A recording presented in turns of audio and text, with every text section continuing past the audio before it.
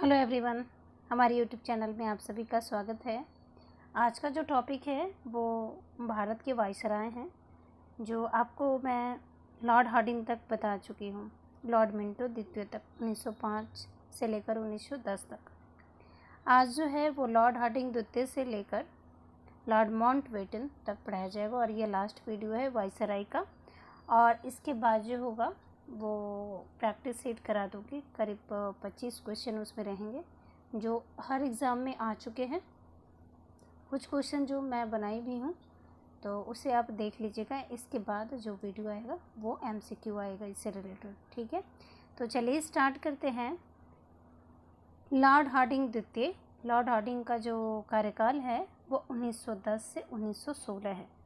सबसे पहले क्या है कि किसी भी वायसराय का जो कार्यकाल है वो बहुत ही इम्पोर्टेंट है। किसी घटना जब होती है, जैसे चौरी चौरा का कांड हुआ, तो उस समय कौन से वायसराय हुए, अगर उनका कार्यकाल हम देख लेते हैं तो हम घटना को जोड़ सकते हैं वायसराय से, ठीक है। तो कार्यकाल बहुत ही इम्पोर्टेंट है, याद कर लीजिएगा। बंगाल विभाजन रद्द हुआ, जैसे 1910 से 1916 के कार्यकाल में 1911 में बंगाल विभाजन रद्द हुआ। भारत की राजधानी कलकत्ता से दिल्ली हस्तांतरित हुआ। तृतीय दिल्ली दरबार 1911 में आयोजित किया गया और पहला दिल्ली दरबार का आयोजन जो हुआ था 1800 कब हुआ था, आप बताएं। 1877 में हुआ था, ओके, 77 में हुआ था, तो आप इसे ध्यान रखिएगा।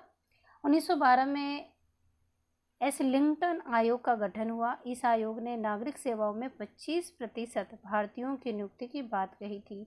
तो क्वेश्चन ये आएगा कि एसलिंगटन जो आयोग है वो किस विषय पे आया था। 25% भारतीयों की नियुक्ति की बात कही थी, इस आयोग ने 1912 में आया था। 1913 में शिक्षा संकल्प प्रस्ताव लाया गया, जिसके तहत सरकार ने भारत में अशिक्षा को समाप्त करने का दायित्व लिया। तो ये आप ध्यान रखिएगा, शिक्षा संकल्प जो प्रस्ताव है 1913 में आया है, लॉर्ड हार्डिंग द्वितीय के समय आया है, ठीक है। इन्हीं के समय जो है 1914 में प्रथम विश्व युद्ध आरंभ होता है। मदन मोहन मालवीय द्वारा अखिल भारतीय हिंदू सभा का गठन होता है 1915 में, ठीक है। और ये पिक्चर में देख रहे हैं मदन मोहन मालवीय महासभा, ये विश्वविद्यालय है, ठीक है। मदन मोहन मालवीय द्वारा बनारस हिंदू विश्वविद्यालय की स्थापना 1916 में होती है, जो ये देख रहे हैं आप। नेक्स्ट देखते हैं। नेक्स्ट जो वायसराय हैं वो लॉर्ड चेम्सफोर्ड है। 1916 से 1921 5 वर्ष का कार्यकाल है। इनके कार्यकाल के क्रम में बहुत सारी घटनाएं हुई थी जो राष्ट्रीय स्तर पर, क्षेत्रीय स्तर पर भी इम्पोर्टेंट था। सबसे पहला देखते हैं होम रूल लीग का गठन जो 1916 में हुआ था। एनी बेसेंट और तिलक जी ने किया था होम रूल लीग का गठन। कांग्रेस का लखनऊ अधिवेशन 1916, जिसे लखनऊ पैक्ट कहते हैं। इसमें क्या हुआ, हिंदू मुस्लिम के बीच एक समझौता हुआ था जिसे लखनऊ समझौता कहते हैं, ठीक है, 1916 में हुआ था। साबरमती आश्रम की स्थापना 1917 में हुआ था, आप इसे याद कर लीजिएगा। चंपारण आंदोलन 1917 में जो बिहार में हुआ था। अहमदाबाद में सत्याग्रह हुआ, खेड़ा सत्याग्रह 1918 में हुआ, तो इसे आप याद कर लीजिएगा। मॉन्टेग्यू चेम्सफोर्ड की घोषणा 1917 में है। भारत शासन अधिनियम 1919 लाया गया लॉर्ड चेम्सफोर्ड के द्वारा। जलियांवाला बाग हत्याकांड 1919 में हुआ था, 13 अप्रैल 1919 को, जिसमें बहुत सारे जो भारतीय नागरिक थे उनकी मृत्यु हो गई थी। प्रांतों में द्वैत शासन आरंभ किया गया भारत शासन अधिनियम 1919 के तहत, ठीक है।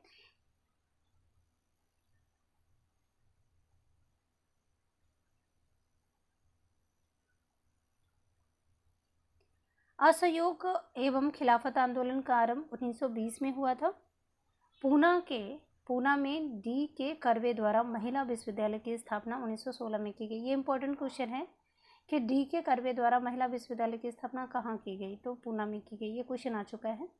सैंडल कमीशन की नियुक्ति 1917 में की गई, जिसमें 2 भारतीय सर आशुतोष मुखर्जी एवं जियाउद्दीन अहमद के द्वारा किया गया था। सैंडलर आयोग का गठन किस लिए किया गया था, तो कलकत्ता विश्वविद्यालय में शिक्षा का प्रारूप जानने के लिए, उसमें तकनीकी शिक्षा को जोड़ने के लिए कि क्या जो शिक्षा का जो उद्देश्य था वो मतलब कि वो सही रूप से चल रहा है या नहीं वो चीज़ देखने के लिए था। स्टैंडर्ड आय का गठन किया गया था इसी वजह से। एंग्लो मोहम्मडन ओरिएंटल कॉलेज का नाम 1920 में अलीगढ़ मुस्लिम विश्वविद्यालय कर दिया गया, इसे आप याद रखिएगा। और बाल गंगाधर तिलक की मृत्यु 1 अगस्त 1920 को हुआ था। ओके, नेक्स्ट देखते हैं लॉर्ड रेडिंग। लॉर्ड रेडिंग का जो कार्यकाल है 1920 से 1926, इनके समय में भी बहुत सारी घटनाएं हुई थी, जैसे काकोरी कांड हुई थी, चौरी चौरा कांड हुआ था। काकोरी जो 1925 में हुआ था, चौरी चौरा जो हुआ था वो फरवरी 1922 में हुआ था, 5 फरवरी। चौरी चौरा प्रकरण 5 फरवरी 1922 के बाद असहयोग आंदोलन को वापस ले लिया गया था, इन्हीं के समय, लॉर्ड रेडिंग के समय। और ये इम्पॉर्टेंट क्वेश्चन है कि लॉर्ड रेडिंग जो है वो जितने वायसराय हैं उनमें से एकमात्र यहूदी हैं, एकमात्र यहूदी वायसराय हैं। ठीक है, केरला का मोपला विद्रोह था 1921 ईस्वी में। 1910 के प्रेस एक्ट एवं 1919 के रॉलेट एक्ट की वापसी हुई थी इन्हीं के समय में। 1921 में प्रिंस ऑफ वेल्स का भारत में आगमन हुआ था और जिसका विरोध भी बहुत सारे लोगों ने किया इसका विरोध। काकोरी ट्रेन डकैती जो है वो 1925 में हुआ था, हालांकि इसको डकैती नहीं कहेंगे, इसको एक जो है वो क्रांतिकारी घटना थी, काकोरी ट्रेन एक्शन जिसको बोलते हैं, ये इसका नाम चेंज कर दिया गया, ये एक्शन नाम दिया गया, डकैती नहीं। ओके, तो आप इसे ध्यान रखिएगा। इन्हीं के समय, लॉर्ड रेडिंग के समय ही स्वामी श्रद्धानंद की हत्या कर दी गई थी 1926 में। सीआर दास एवं मोतीलाल नेहरू के द्वारा स्वराज पार्टी का गठन 1923 में किया गया था, जनवरी में किया गया था, जनवरी 1923 में किया गया था, इलाहाबाद में किया गया था। और साथ ही साथ आपको पता होगा कि स्वराज पार्टी का गठन किस पर्पज़ से किया गया था, तो पर्पज़ ये था कि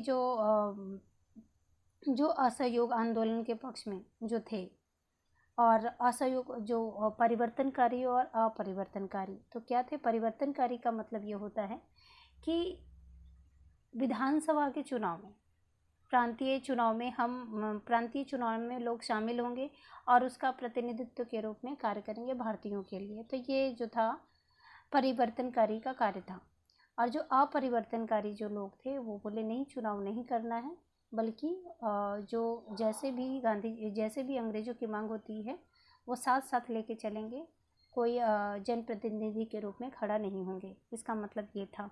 इसी वजह से परिवर्तनवादी जो लोग थे उन्होंने स्वराज पार्टी का गठन किया और साथ ही साथ वो क्षेत्रीय जो चुनाव था, प्रांतीय जो चुनाव था, उसमें शामिल होकर बहुत सारे वोट प्राप्त किए। ठीक है, आईसीएस की परीक्षा दिल्ली एवं लंदन में एक साथ कराने का निर्णय किया गया 1923 में, तो इसे आप ध्यान रखिएगा कि 2 जगह परीक्षा का आयोजन एक साथ 1923 में लॉर्ड रेडिंग के समय हुआ। ठीक है,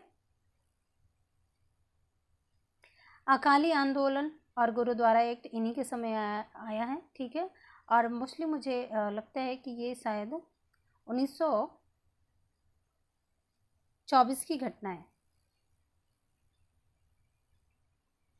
अकाली आंदोलन और गुरुद्वारा एक्ट 1924-25 का।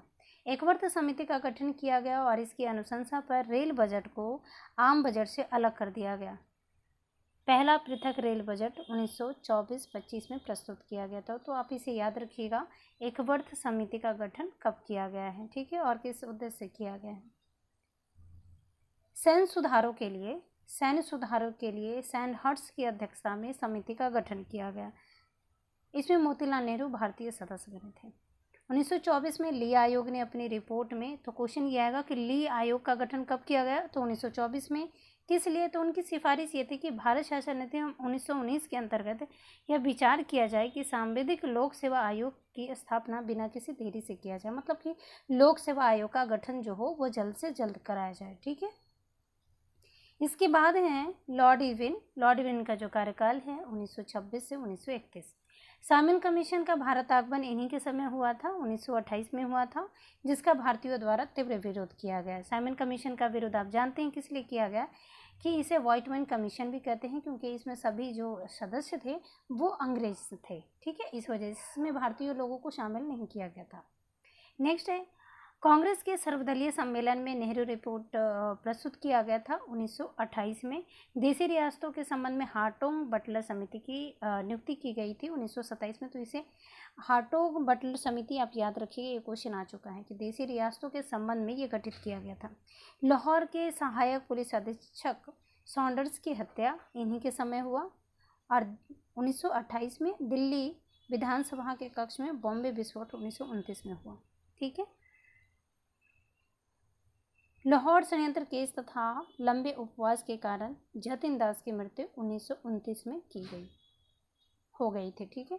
और ये बहुत ही 64 दिन के भूख हड़ताल पे इनकी मृत्यु हुई थी, वो भूखे थे। लाहौर अधिवेशन में पूर्ण स्वराज का प्रस्ताव पारित किया गया 1929 में। कृषि से संबंधित रॉयल कमीशन का गठन किया गया तथा इसकी अनुशंसा पर imperial council of agriculture research 1929 में स्थापना की गई। 1926 में प्रथम ट्रेड अधिनियम पारित किया गया जिसमें हड़ताल को वैध माना गया। तो ये इम्पोर्टेंट है कि हड़ताल को वैध माना गया था प्रथम ट्रेड अधिनियम के तहत। 1 अप्रैल 1930 को शारदा अधिनियम लागू किया गया जिसमें विवाह की उम्र लड़कों के लिए 18 वर्ष और लड़कियों के लिए 14 वर्ष बनाया गया। ठीक है। शारदा अधिनियम 1930 को आया है और ये क्वेश्चन आ चुका है कि किसके मतलब कि किस वायसराय के कार्यकाल में आया है, तो आप इसे याद रखिएगा। सविनय अवज्ञा आंदोलन का आरंभ हुआ एवं दांडी यात्रा आरंभ हुई। ठीक है। तो सविनय अवज्ञा आंदोलन 1930 में स्टार्ट हुआ था। दांडी यात्रा भी आरंभ हुआ था। ठीक है, आप इसे याद रखिएगा। प्रथम गोलमेज सम्मेलन का कांग्रेस द्वारा बहिष्कार हुआ था 1930 में। तो प्रथम गोलमेज सम्मेलन 1930 में, द्वितीय 1931 में और तृतीय जो हुआ था 1932 में हुआ था, जिसमें कांग्रेस प्रथम बार जो है 1931 के द्वितीय गोलमेज सम्मेलन में भाग लिया था। जो भी और गांधी जी के नेतृत्व में गांधी जी ने कांग्रेस का नेतृत्व किया था। ठीक है, तो आप इसे ध्यान रखिएगा। गांधी इरविन समझौता 1931 में हुआ था, जिसे क्या कहते हैं, इसे क्या कहते हैं, दिल्ली समझौता। ठीक है, इसे दिल्ली समझौता कहते हैं। दिल्ली समझौता, गांधी इरविन जो समझौता है उसे दिल्ली समझौता कहते हैं। तथा सविनय अवज्ञा आंदोलन स्थगित कर दिया गया था और कांग्रेस द्वारा द्वितीय गोलमेज सम्मेलन में भाग लेने का निर्णय लिया गया। जब ये द्वितीय गोलमेज सम्मेलन का उद्देश्य जब पूर्ण नहीं हुआ, गांधी जी गए और उनका जो उद्देश्य था वो पूर्ण नहीं होने के पश्चात उन्होंने फिर से सविनय अवज्ञा आंदोलन को फिर से स्टार्ट किया और 1934 में अंततः उसे वापस ले लिया गया, अंग्रेजों के द्वारा समाप्त कर दिया गया, दमन कर दिया गया। ठीक है, नेक्स्ट जो देखते हैं वो लॉर्ड वेलिंगटन, इनका कार्यकाल है 1931 से 1936। द्वितीय गोलमेज सम्मेलन जो 1931 में हुआ था, इसमें कांग्रेस ने गांधी जी को एकमात्र प्रतिनिधि बनाकर भेजा था। 1932 में भारतीय सेना अकादमी की स्थापना की गई देहरादून में। तो ये क्वेश्चन इंपॉर्टेंट है कि भारतीय सेना अकादमी की स्थापना कब किया गया, तो 1932 में किया गया था। 1932 में तत्कालीन ब्रिटिश प्रधानमंत्री रैमजे मैकडोनाल्ड के सांप्रदायिक पंचायत की घोषणा की गई 1932 में। ठीक है, तो आप इसे याद रखिएगा। पूना पैक्ट भी 1932 में हुआ था। ठीक है, और पूना पैक्ट जो हुआ था वो अंबेडकर और गांधी जी के बीच हुआ था। तृतीय गोलमेज सम्मेलन 1932 में हुआ। भारत शासन अधिनियम 1935 में हुआ, जो तीनों गोलमेज सम्मेलन का निचोड़ था। वो 1935 के अधिनियम में बर्मा को भारत से अलग करने का प्रावधान किया गया था और आपको पता होगा कि 1935 के अधिनियम के तहत आरबीआई का गठन किया गया। ठीक, 1936 में अखिल भारतीय किसान सभा की स्थापना की गई। 1936 में लखनऊ में किया गया था। 1934 में आचार्य नरेंद्र देव एवं जयप्रकाश नारायण द्वारा कांग्रेस समाजवादी पार्टी की स्थापना की गई थी। तो ये इंपॉर्टेंट क्वेश्चन है, आप इसे याद रखिएगा। ठीक है, कांग्रेस समाजवादी पार्टी। नेक्स्ट जो वाइसराय हैं वो हैं लॉर्ड लिनलिथगो 1936 से 1944। प्रांतीय चुनाव जो 1936 से 1937 के बीच में हुआ था, कांग्रेस ने 11 में से 8 प्रांतों में अपनी सरकार बनाई थी। ठीक, द्वितीय विश्व युद्ध का आरंभ 1939 में हुआ था। कांग्रेस की प्रांतीय सरकारों का त्यागपत्र 1939 में हुआ था, जिसे मुस्लिमों ने मुक्ति दिवस के रूप में मनाया था। कांग्रेस के हरिपुरा अधिवेशन 1938 में हुआ था और ये गांव में, ये जो ऐसा अधिवेशन है कांग्रेस का अधिवेशन, हरिपुरा अधिवेशन, जो एकमात्र गांव में हुआ था, हरिपुरा में हुआ था और ये हरिपुरा गांव में था। ठीक है, और इसकी अध्यक्षता जो किए थे वो सुभाष चंद्र बोस ने किया था। ठीक है, किए थे। कांग्रेस का त्रिपुरा संकट, सुभाष चंद्र बोस का कांग्रेस से परित्याग तथा फॉरवर्ड ब्लॉक की स्थापना, ये तीनों जो घटना है वो 1939 में हुआ था। ठीक है, और ये आपको जब मॉडर्न हिस्ट्री का जब टॉपिक पढ़ाऊंगी तो ये त्रिपुरी संकट क्या है, हरिपुरा अधिवेशन में क्या हुआ था ये मैं बताऊंगी, सुभाष चंद्र बोस के बारे में बताऊंगी कि उन्होंने त्यागपत्र क्यों दिया है, और त्यागपत्र देने के बाद कांग्रेस के अध्यक्षता किसने किया है, क्यों किया है, ये सब कार्य में बताऊंगी। फॉरवर्ड ब्लॉक की स्थापना क्यों किया गया, कहाँ किया गया, तो ये सब मैं मॉडर्न हिस्ट्री का जब टॉपिक पढ़ाऊंगी तो सब बताऊंगी आपको। नेक्स्ट देखते हैं मुस्लिम लीग का लाहौर अधिवेशन, पृथक पाकिस्तान की मांग 1940 में किया गया और ये सब इन्हीं के कार्यकाल में किया गया। सुभाष चंद्र बोस का भारत से पलायन 1941 में हुआ था, 1941 में हुआ था, 41 में। आज़ाद हिंद फौज की स्थापना 1943 में किया गया था, सिंगापुर में किया गया था, इसे आप याद रखिएगा। 8 अगस्त 1940 को वायसराय द्वारा अगस्त प्रस्ताव घोषित किया गया था। तो अगस्त प्रस्ताव किन के समय आया था, तो आप इसे ध्यान रखिएगा, 8 अगस्त 1940। गांधी जी का पवनार आश्रम से व्यक्तिगत सत्याग्रह आरंभ हुआ, 1940 में हुआ व्यक्तिगत सत्याग्रह, है ना, चंपारण सत्याग्रह, व्यक्तिगत सत्याग्रह। और ये व्यक्तिगत सत्याग्रह आपको पता होगा कि प्रथम सत्याग्रही कौन बने हैं, ये आपको पता है, तो ये विनोबा भावे बने हैं, द्वितीय जो बने हैं वो जवाहरलाल नेहरू बने हैं, तो आप इसे याद रखिएगा। क्रिप्स मिशन का भारत आगमन हुआ 1942 में ही, भारत छोड़ो आंदोलन जो 1942 में स्टार्ट हुआ। भारत छोड़ो आंदोलन जो एक अखिल भारतीय आंदोलन था, जन आंदोलन था, जिसका नेतृत्व करता तो प्रारंभ में तो गांधी जी थे, किंतु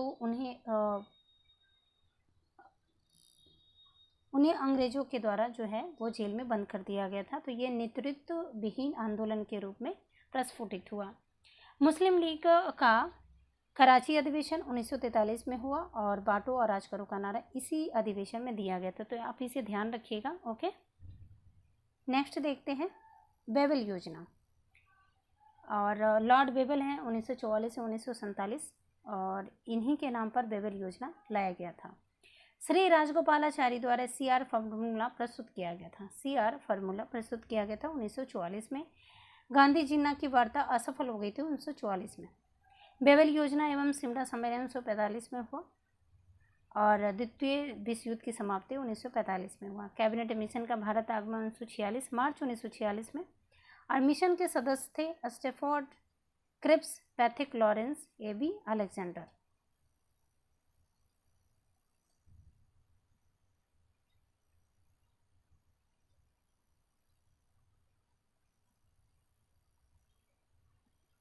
मुस्लिम लीग द्वारा प्रत्यक्ष कार्रवाई दिवस 16 अगस्त 1946 को मनाया गया था और इन्हीं के समय मनाया गया था। कांग्रेस द्वारा अंतरिम सरकार की स्थापना सितंबर 1946 में किया गया। इस सरकार के अध्यक्ष जो थे वो बेबल तथा उपाध्यक्ष के रूप में नेहरू जी थे, जवाहरलाल नेहरू। ब्रिटेन के प्रधानमंत्री क्लेमेंट एटली ने भारत को स्वतंत्र करने की घोषणा कब की, तो 20 फरवरी 1947 को। यह क्वेश्चन आ चुका है कि स्वतंत्र करने की घोषणा जो थी वो 20 फरवरी 1947 को थी। ओके, तो आप इसे याद कर लीजिएगा। नेक्स्ट है लॉर्ड माउंटबेटन, ये लास्ट है। फरवरी 1947 से जून 1948 तक इनका कार्यकाल था और ये बहुत ही चैलेंजिंग कार्यकाल था। ठीक है, स्वतंत्र भारत के प्रथम गवर्नर जनरल एवं अंतिम ब्रिटिश वायसराय। भारत विभाजन के संदर्भ में पहले बाल्कन प्लान को विचार दिया किंतु इसे नहीं स्वीकार किया गया। बाल्कन मतलब होता है कि क्षेत्रों का विभाजन। ब्रिटेन के हाउस ऑफ कॉमन्स में भारतीय स्वतंत्रता अधिनियम प्रस्तुत एवं पारित किया गया।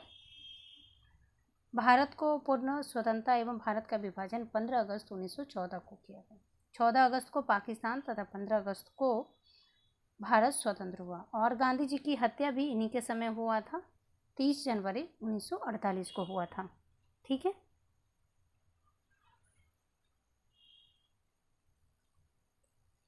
नेक्स्ट है और ये लास्ट है चक्रवर्ती राजगोपालाचारी, इनका जो कार्यकाल है वो 21 जून 1948 से 26 जनवरी 1950 तक। स्वतंत्र भारत के प्रथम और अंतिम भारतीय गवर्नर जनरल रहे हैं। ठीक है, तो आप इसे याद रखिएगा। नेक्स्ट वीडियो मैं लाऊंगी आधुनिक भारत से ही रिलेटेड कोई इम्पोर्टेंट टॉपिक लाऊंगी उससे। ठीक है, तो नेक्स्ट वीडियो में मिलते हैं। Okay, thank you.